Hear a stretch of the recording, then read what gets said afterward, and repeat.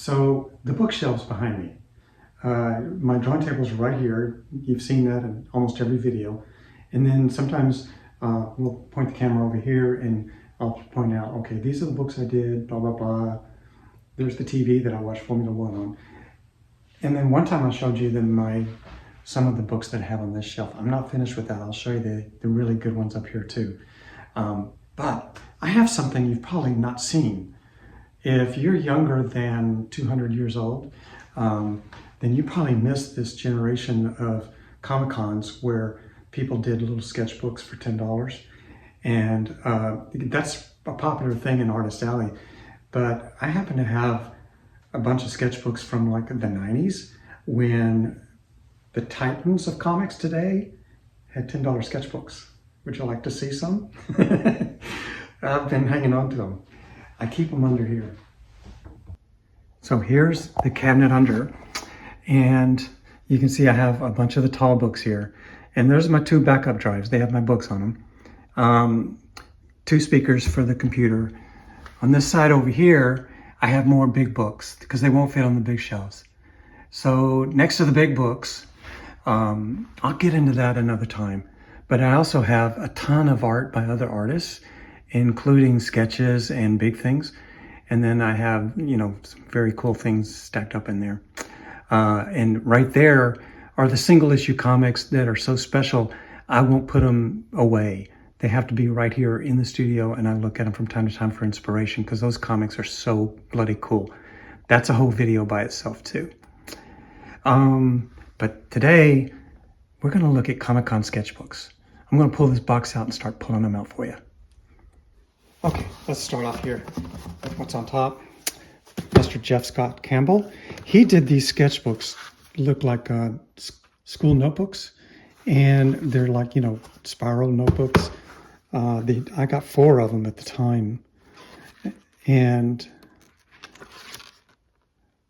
I really love the paper color. It's kind of a sepia tone paper, and just full of Jeff's pencils and roughs and layouts, character designs. How bloody cool is that? Number 2. I just dropped a card. A vertical format. This man is so creative. This is the guy you wanted to sit next to in school and watch him doodle on his page. Everybody wants Jeff's doodles.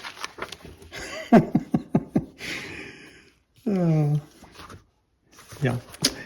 And then these guys are really cool because they came with an elastic band that kept them together. And it was, meant for books 3 and 4 for the rough stuff.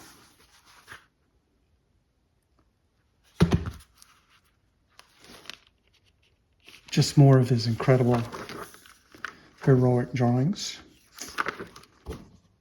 I'm a huge fan of this guy. He has navigated an incredible career correctly.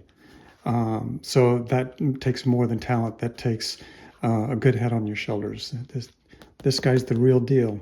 Okay, so Jeff. Here's the comic that my son drew. He and his friend made up a character named Ninja Boy. I have, this came with a DVD. I just kept it. Back when they were first releasing Star Wars stuff, I think that came with a DVD or something. This is a collection of the comic strips that my son drew. He was very creative, he's a writer now, and very, very creative person. Oh, look, I have a little bone flip book, and signed by Mr. Smith himself.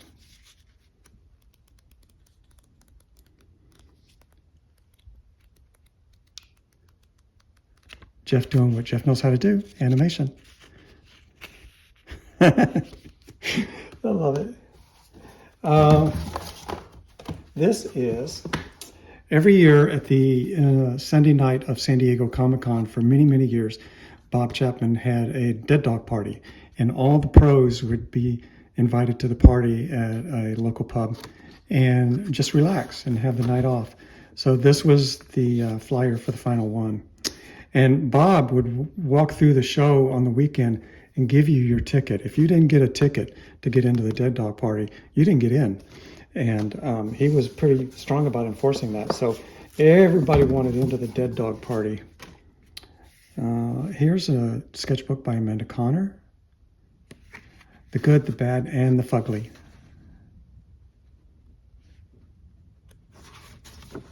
Very cool. What do we have in here? I like this little book here. This is European Masters of Comic Art. And I got it at New York Comic Con back in 2010. And it just, this may be from, where'd this come from? The publishers or the guest of the show? I don't know. But I love the size of the book. And of course, these people are so talented. Mobius. I got to meet him in Barcelona one year. Very nice man. Francois Schuiten is very well known in the comics industry. Ronnie Del Carmen had this beautiful little book. She has this beautiful style, doesn't she? When I was young, I was alone a lot. So she has kind of a rough pencil style. Great cartoonist.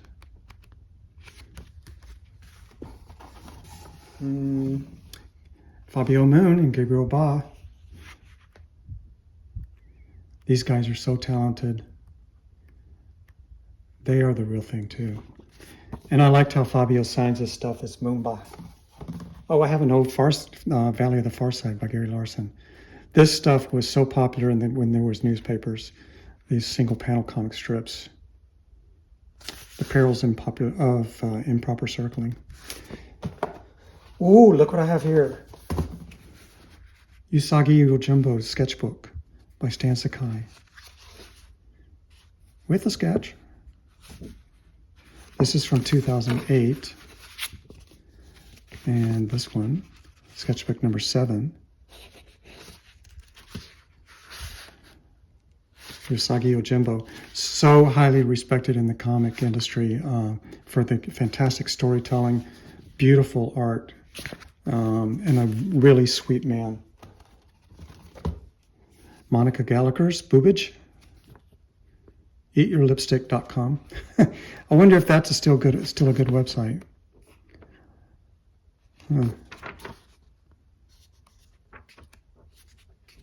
Very cool. I don't think I'll run into Monica again. Adam Hughes. His Greatest Hits, Volume 2. Thongs by by Heart. Thongs You Know by Heart. How to Draw Boobs and Other Attractive Morons. Yet more crap from Adam. And The Sultan of Smut. That's so funny. And Allison Son did the layouts. Breaking In at Tiffany's. Adam is a legend. Is also a really sweet man, very intelligent. 4 books by him. Ooh, look at this. Chris Saunders, Disney animator director, who was out putting out his sketchbooks. He did Lilo and Stitch and stuff like that. But this one has a fold out. Very cool. The Disney designers, animators, artists, design artists they are the pinnacle of character animation.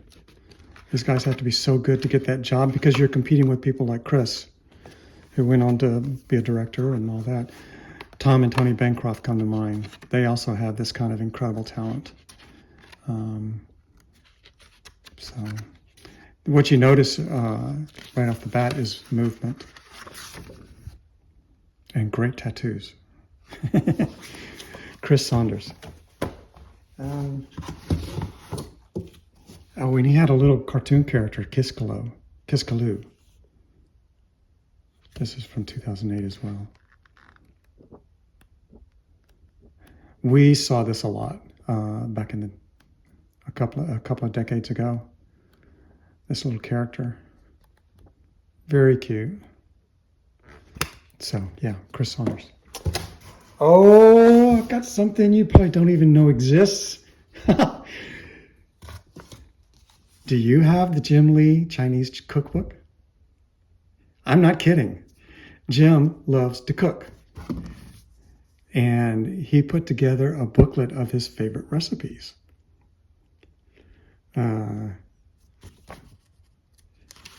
When he first told me that he was putting out a cookbook, I giggled and he said, "No, I'm serious." And I realized, oh, he said, "I love to cook. I love to be in the kitchen." And but he does recommend that preparing tofu is too dangerous to try at home. Leave it to the professionals. Chili fries, kimchi jjigae. I don't know how you say that. Which means I've never ordered it. Steamed fish, tacos. Oh, for tacos, he recommends Jack in the Box or Taco Bell. If you can't find these, give up. Oh, man. He is so funny. If you hang out with Jim and get to know him, he's not just brilliant, but he's funny. So, yeah, the Jim Lee Cookbook. I would dare say not many people have that. I got more Yosagi Yojimbo. 2 more books by Ronnie Del Carmen.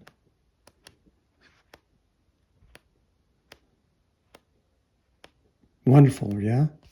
Ronnie Del Carmen, Paper Biscuit. Check them out. Yeah, I was such a big Chris Saunders fan. I kept getting sketchbooks. So I have a bunch of them. This one is number 5.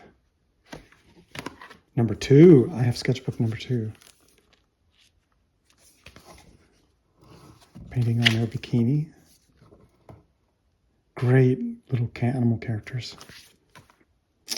This is the address book for all the people in the National Cartoonist Society from 2014 to 2015. And you can go in there and get the addresses of all these famous people. It's their home address and their phone numbers. No, I'm not going to show you. But it really is a phone book for everybody in the Cartoon Society to be able to contact each other. So, man, everybody was in here. Everybody. What a great club to be in. Okay. It's no secret that I'm a big fan of Doug Snade, the Playboy cartoonist. His Playboy cartoons look like this. You know, beautiful watercolors on Bristol board, beautiful characterizations. His men were just as funny as the ladies were beautiful. So, put that aside. I have sketchbooks by Doug. The prelims for some Playboy stuff.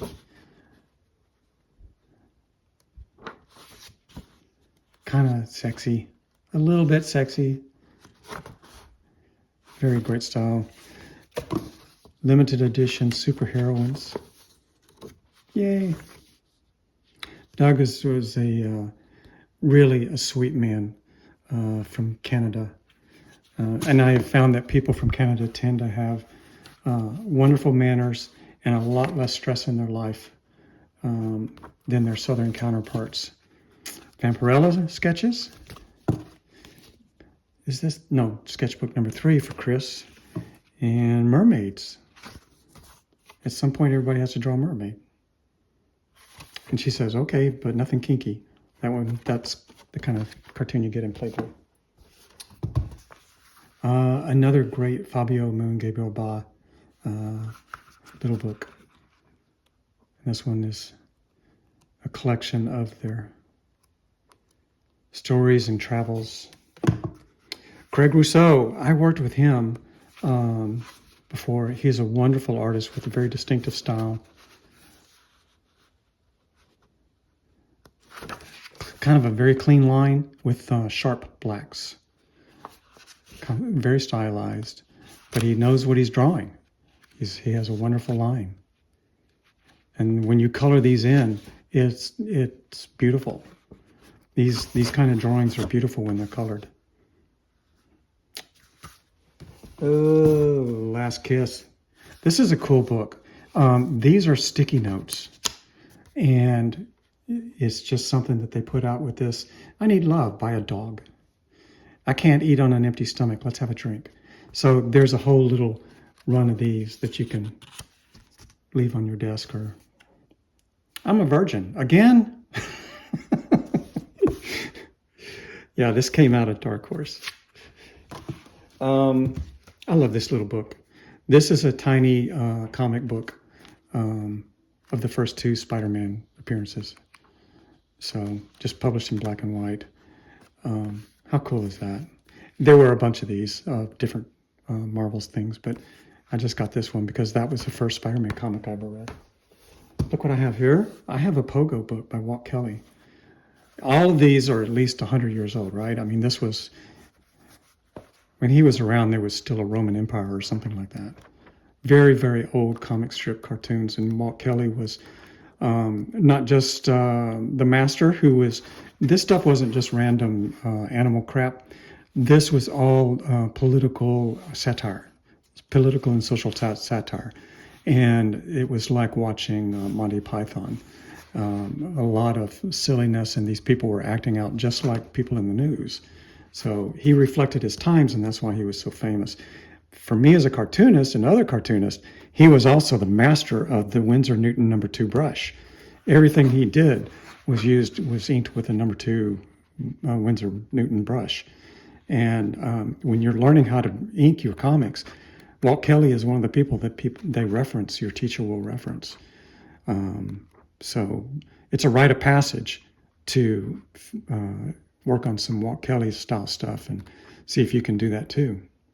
All the way down to, how do you treat the backgrounds and getting that, you recognize that kind of thick-lined woodcut shadowing in the darks like that. You can get that with he got that with a brush. So yeah, this influenced a lot of people in the decades following him. He was kind of the guy who put it all together, and then everybody else that came around later kind of learned a lot from him. So Walt Kelly's a big deal to cartoonists. And so is this guy. This is an old book that you would now find, used to be in every childhood school, but now they're just in libraries or used bookstores. This may be one of the oldest illustrated cartoon books I have. Very, very old. So it's a young reader book from, the illustrator is Karen Draper. Here's a word list of the words you need to use for this book. And I do not see a date on it, guys. But the people are named Ethel Maltby. That's old. Oh, here we go. 1931.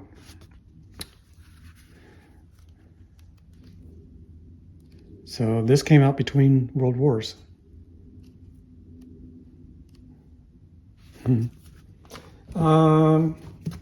Acme Novelty Comic Library.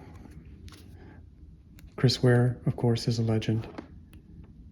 Also, all satire of the human race. Brilliant, funny. And all this kind of layout stuff may not mean anything to a young person, but he was totally aping all the backs of all those old vintage comics and magazines with the crazy ads for the weirdo stuff. Now you call this the internet. Back then it was, those weird ads at the back of magazines and comics. So he was satirizing that. Andy Runton. I've had a wonderful book called Alley. One of the nicest guys I've ever met in my life. And look at his beautiful style.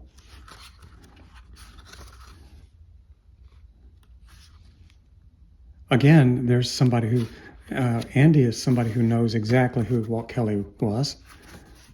And Andy's working with a brush. And he found his own way of having his own personality. He's not copying anybody.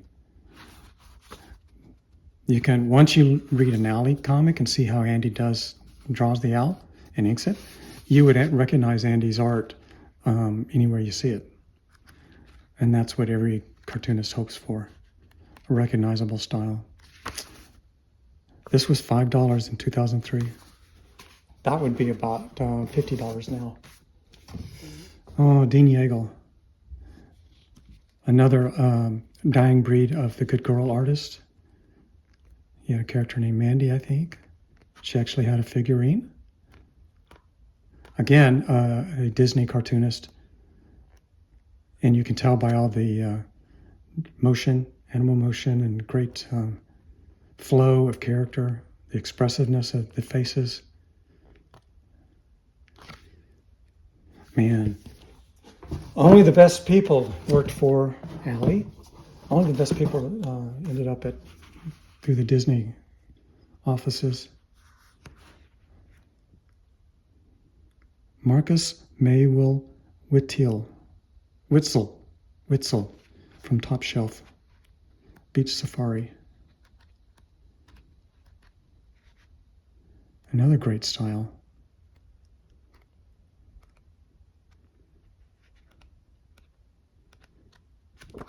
Don't you love it? I love all these little books. Aw, Katie Cook's little fuck you box. Another observation of my cat's inner dialogue. Me. Katie Cook is just one of the funniest people ever. Aw, and her cat signed it to us as well.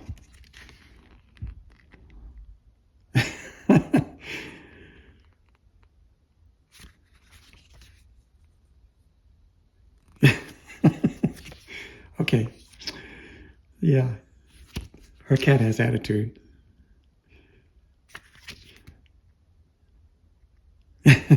This book is completely fuck-proofing factual. My cat is a dick.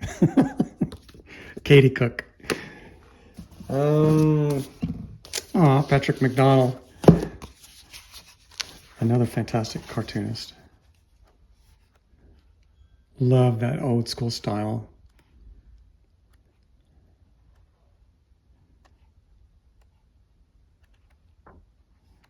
How many different ways are there to draw a cat? As many ways as there are people. As just a hint, he's not at all copying Calvin and Hobbes, but there is just a hint of that same spirited expressiveness in his cartooning as Calvin and Hobbes. And again, if you're very young, you may not know who Calvin and Hobbes is. Let me show you. So yeah, this was Calvin and Hobbes. It was in the newspapers back when they had newspapers. And everybody adored Bill Watterson's inking, his style. His tools were very simple. Look at that. That's back when people used rapidographs before we had microns. And that was for lettering, not for drawing.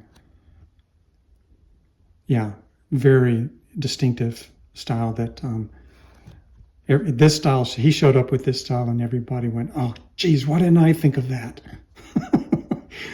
It was perfect, just perfect. And the expressions were just endless. Yeah. So, yeah, I showed you that so you could appreciate Patrick McDonnell. Here is a very cool book. Shannon Wheeler's Apocrypha Now. And this is actually a brilliant book. Very cool. Yeah, Moses, Samuel, Esau, and Jacob. So he's revisiting all those old stories. You know, written by Mark Russell and cartoons by Shannon Wheeler.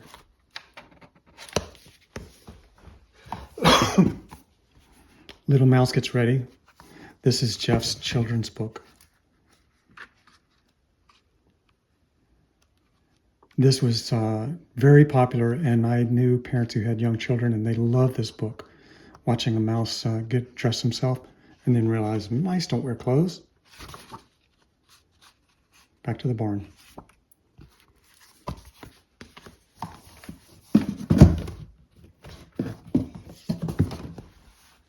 Token by Lisa Whitney and Jolie Jones. Lisa Whitney, an editor back in the day,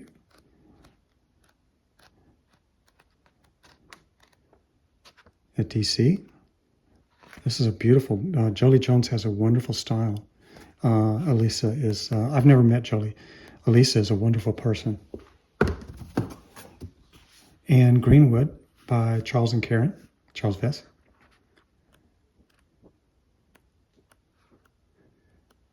Story with illustrations by Charles. Look at that. Charles doesn't actually do that anymore. All the leaves and everything, the details. So what year was this? Enjoy your visit into the green. We did. 2003. Beautiful book. Oh, I got this year from Gary Sassman. This is his spinner rack.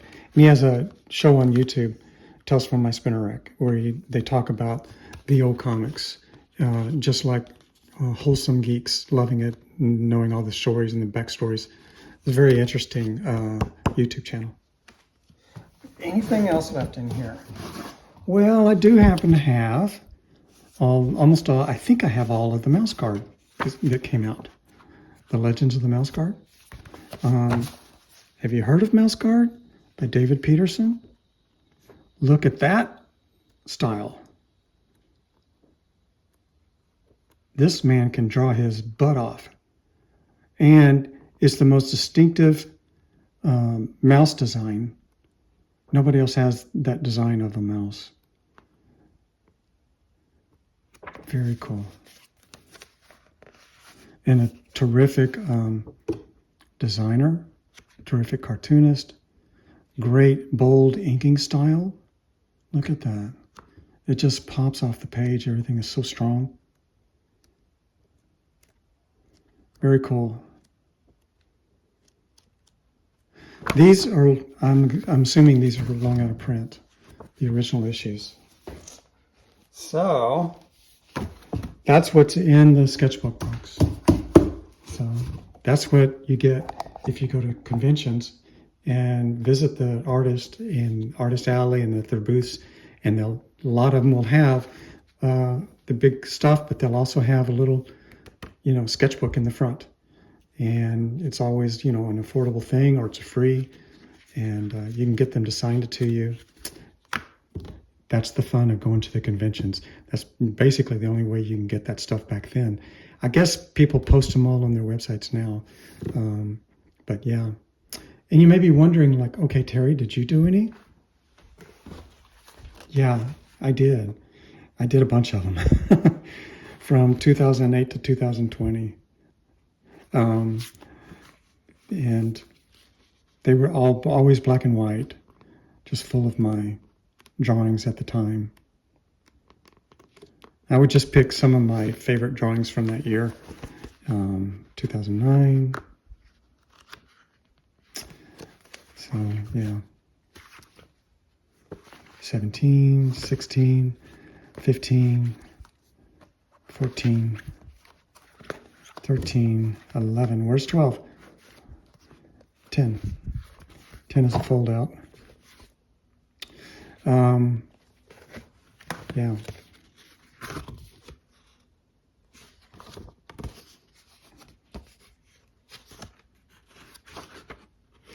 This is actually a drawing of Robin, my wife.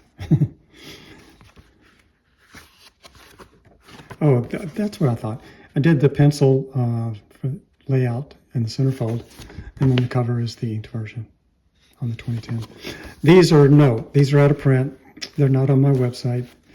You had to be there, but I'm glad I have them because now they're like mementos from that year for me. So I've got mementos from my work and all these wonderful cartoonists that I met over the years. Comics is a fun medium to get into.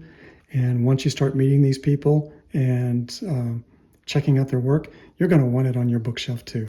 So I highly recommend going to Comic-Cons and meeting these people in person and see what you find on their table. There's always something unusual. It's not just about that one main book that came out that year. They did a lot of other stuff besides that. And you go to visit them and you can check it out, find out what else is happening.